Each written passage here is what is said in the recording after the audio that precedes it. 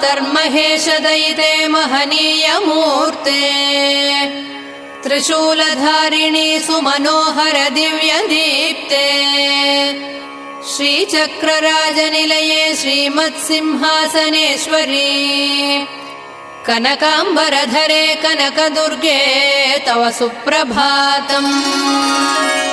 आद्यन्तरहिते अत्यन्तानुकूलगते दुर्गे दुर्मदान्धजननिवारकव्रतविधे रक्ताम्बरधरे देवी कृपासागरी कनकाम्बरधरे कनकदुर्गे तव सुप्रभातम्।